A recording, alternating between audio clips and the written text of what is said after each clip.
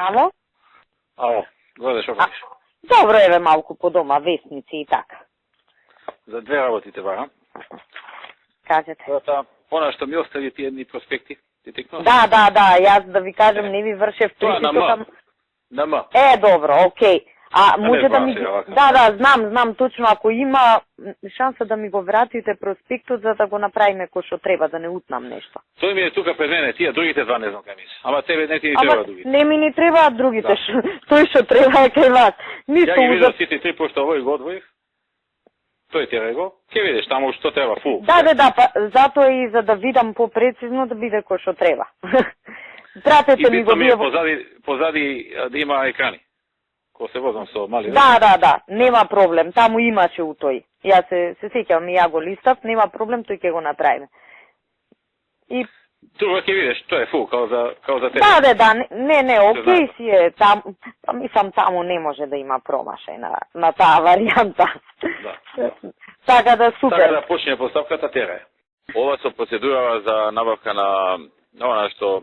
Да, веќе ја ставивме у постапка. Со тоа што мислам јас им кажав како треба да испадне, треба само да видам неделава негде требаше да објавиме за да направиме внимателно, пошто е нели 100% електронски да не ни улета некој друг, нели треба да има нешто. Мислам тој човекот што ми е таму е отворено му кажав да испадне вака и вака, се оти не можеш да не му кажеш, да испадне.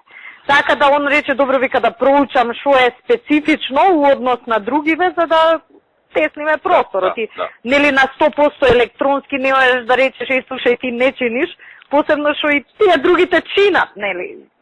Ама истовремено треба да се пази па тој да не се заборави кој ќе види како е работата, тој што ќе понуди.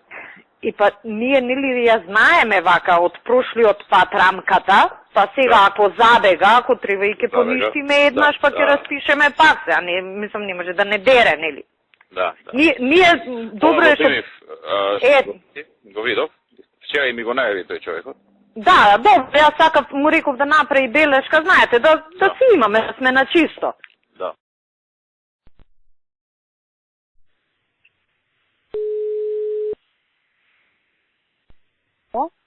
Горе, здраво, што пише?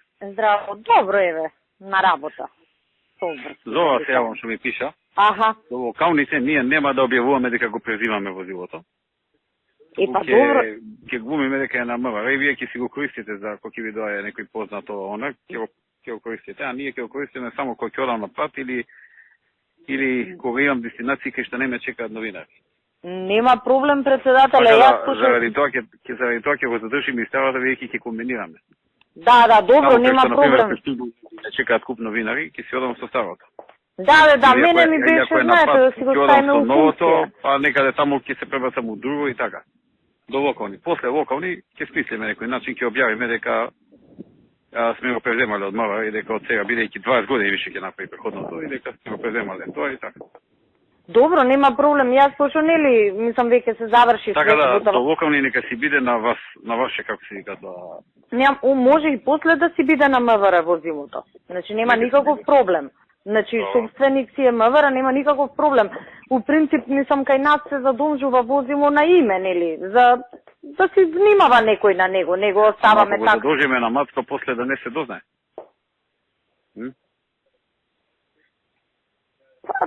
Мислам, дознавањето е тоа, некој надвор ако види, иначе нема друго дознавање. Мислам, нема проблем ни вака, ќе си биде задолжено на овој Владко што ми е одвозен парк, па кога треба, ќе си го земе Маријан со патен навод. И на Владко, може ли на неколку да се задолжи? Не, само на едно лице може. Па на Владко одвозен парк, задолжи го. Пошто он е, нели, началник. Кажи му дека многу често ќе го користиме и ние. И секогаш кој ќе ни треба да ни го дава. Да, мислам го знаете Владко Некни што ме прашавте за него, тоа е ептен е окей дечково, мислам, нема проблем. Секогаш кој ќе ни треба Мацко и тој другиот, како се Шаце. Да. Ќе го побара да не е проблем, јас ќе го викнам Владко, ќе се договорам со него. Јас сакав прво со вас да знаете до кај што е работа, пошто нели скрос ја завршивме, да знаете дека се е во ред.